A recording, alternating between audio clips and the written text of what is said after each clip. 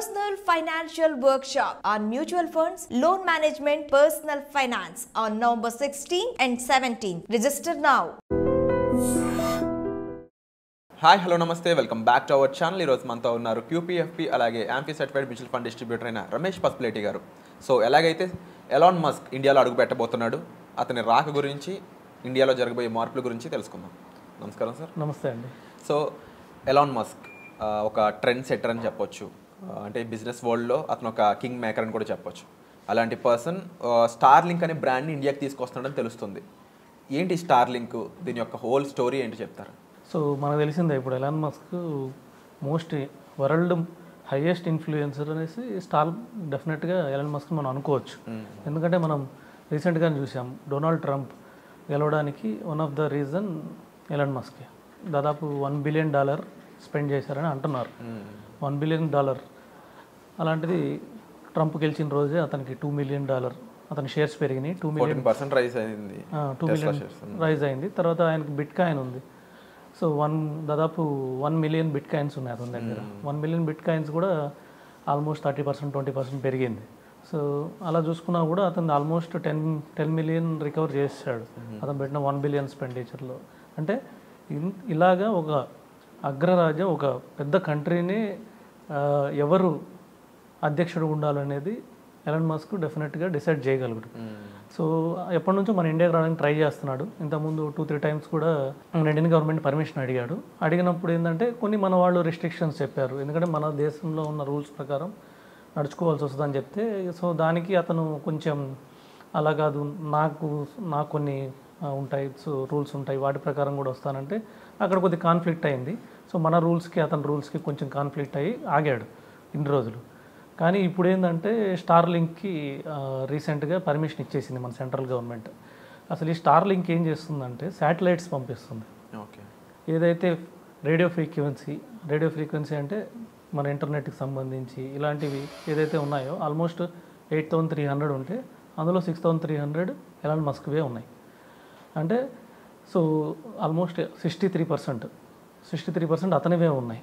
So ఇవి ఏం చేస్తాయంటే ఎక్కడైతే ఇంటర్నెట్ కవరేజ్ ఉండదో, అంటే సీ ఉంది, సీ మీద ఇంటర్నెట్ కవరేజ్ ఉండదు.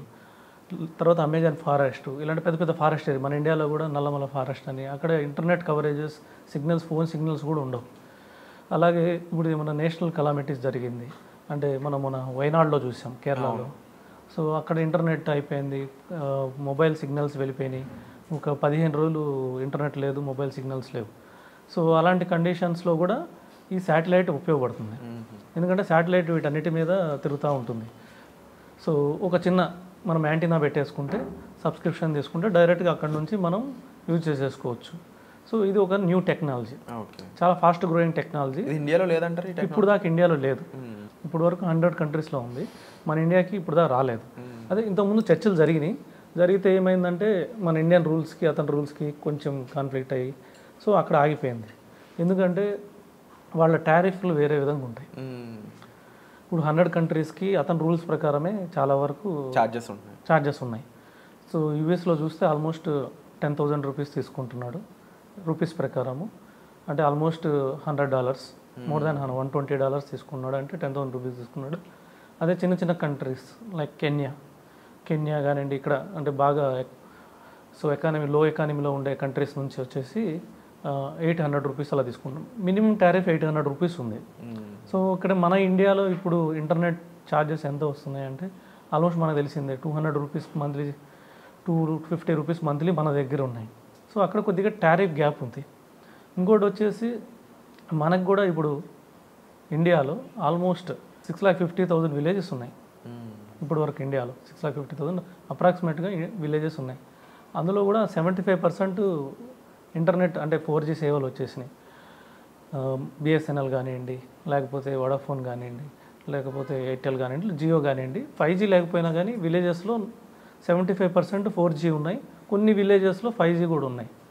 ఇప్పుడు లేనివి ఏంటంటే ఈ 25% విలేజెస్ ఏదైతే ఉన్నాయో వీటికి ఏమవుతుందంటే ఇంటర్నెట్ కవరేజీ లేనప్పుడు వాళ్ళ కమ్యూనికేషన్ లేకపోతే గ్రోత్ తక్కువ ఉంటుంది, మనకు తెలిసినట్టే. సో ఈ కమ్యూనికేషన్ ఇవన్నీ వచ్చిన తర్వాతనే మన ఇండియన్ గ్రోత్ స్టోరీ పెరిగింది. సో దానికోసం ఇప్పుడు ఇండియన్ మార్కెట్లోకి ఈ స్పెక్ట్రమ్ని మొదలు పెట్టాలని మన సెంట్రల్ గవర్నమెంట్ డిసైడ్ చేసింది. ఎక్కడైనా కానీ ఆక్షన్ రూపంలో జరిగింది ఇప్పుడు వరకు ఇండియాలో. 2G కానివ్వండి, 3G కానివ్వండి, 4G కానివ్వండి, 5G కానీ ఓన్లీ ఆక్షన్ జరిగినాయి. ఆక్షన్లో మనకి జియో లేదంటే ఎయిర్టెల్, వోడాఫోన్ ఇవి పాల్గొన్నాయి. మెజారిటీ రీసెంట్గా అయితే 5G అయితే స్పెక్ట్రమ్ ఆక్షన్లో జియోనే మ్యాక్సిమం తీసుకుంది. సో ఇవన్నీ బ్లాక్స్ డివైడ్ చేస్తారు. అంటే ఈ ఏరియాకి జియో, ఈ ఏరియాకి ఎయిర్టెల్, ఈ ఏరియాకి వోడాఫోన్, ఈ ఏరియాకి బిఎస్ఎన్ఎల్ అని ఉంటుంది. వీళ్ళు షేరింగ్ చేసుకుంటారు, వాళ్ళకి టారిఫ్ పే చేసుకుంటారు. సో ఆ విధంగా చూస్తే జియో లీడర్ ఇప్పటి వరకు, తర్వాత ఎయిర్టెల్ మనకు తెలిసిందే, ఎయిర్టెల్ లీడర్, తర్వాత బిఎస్ఎన్ఎల్, వోడాఫోన్ అట్లా ఉన్నాయి. గోయింగ్ ఫార్వర్డ్ ఏమవుతుందంటే ఈ ఆక్షన్కి బదులు అలాట్మెంట్ సిస్టమ్ పెట్టింది గవర్నమెంట్. ఈ అలాట్మెంట్ సిస్టమ్ అంటే ఇంకా ఆక్షన్ ఉండదు, అంటే ఎవరు డామినేట్ చేయడానికి లేదు, ఎవరు అప్లై చేస్తే వాళ్ళకి ఇస్తారు. దానికి ఒక ప్రైజ్ ఉంటుంది, ఆ ప్రైజ్ ప్రకారం అడ్మిన్ రూల్స్ ఉంటాయి. ఆ రూల్స్ ప్రకారం ఎవరికైతే ఇంట్రెస్ట్ చూపిస్తారో వాళ్ళకి ఇచ్చేస్తారు. మెయిన్ జియోకి, ఎయిర్టెల్కి కొద్దిగా నచ్చట్లేదు, ఎందుకంటే వాళ్ళు లీడర్స్, మార్కెట్ లీడర్స్. ఇంకోటి చెప్పాలంటే మోనోపోలీ, జియో వచ్చి మోనోపోలీ ఉంది, వాళ్ళు చెప్పినట్టు జరగాలి. ఇప్పుడు ఎలాన్ మస్క్ వస్తే ఏముందంటే, ఎలాన్ మస్క్ వరల్డ్లోనే నెంబర్ 1 రిచెస్ట్ పర్సన్. సో అతను వస్తే కాంపిటీషన్ పెరిగిపోతుంది. కాంపిటీషన్ పెరిగితే వాళ్ళు పెంచాలన్నప్పుడు టారిఫ్లు పెంచలేరు. ఎప్పుడైనా కాంపిటీషన్ పెరిగినప్పుడు మన నార్మల్ పీపుల్, కామన్ పీపుల్కి బెనిఫిట్ అవుతుంది. అవును, ఎప్పుడైనా వాళ్ళకి కాంపిటీషన్ వార్ జరిగినప్పుడు వాళ్ళు ఎక్కువ డిస్కౌంట్లు ఇస్తారు, తగ్గిస్తారు, ప్రైజులు అనుకూలంగా మారుతుంటాయి. సో హౌఎవర్ ఏ విధంగా చూసినా కూడా స్టార్లింక్ అనేది ఇండియాకి రావడం ఒక రకంగా పాజిటివ్గానే చెప్పాలనిపిస్తుంది. ఎక్కువ పాజిటివ్ సైడే కనిపిస్తుంది కూడా. బట్ ఇప్పుడు వరకు ఈ గేమ్ చేంజర్ ఎవరైతే ఉన్నారో ఎలాన్ మస్క్ అనే పర్సన్, ఇతని విధానం ఏ విధంగా ఉంటుందో ఇండియన్స్ కూడా చూస్తే మేబీ అతని అది పాజిటివా నెగిటివా అతని రాక అనేది తెలుస్తుంది. సో హోప్ఫుల్లీ స్టార్లింక్ అనేది ఒక గొప్ప మార్పులు ఇండియాలో తీసుకురావాలని అయితే నేను మనస్ఫూర్తిగా భావిస్తున్నాను sir. And thank you so much for the information. And తప్పకుండా ఇండియాలో కూడా అతని ఇన్వెస్ట్మెంట్స్ మొదలైతే అది కూడా ఇండియాకి ప్లస్ అవుద్దని అనుకుంటున్నాను. సో హోప్ఫుల్లీ దీనికి సంబంధించిన ఇన్ఫర్మేషన్ మరింత మీరు తెలుసుకోవాలనుకున్నట్లయితే ఛానల్ సబ్స్క్రైబ్ చేసుకోండి. వీటి మీద మరిన్ని ఎపిసోడ్స్ మేము చేయడానికి మాకు అవకాశం దొరుకుతుంది. Thank you so much.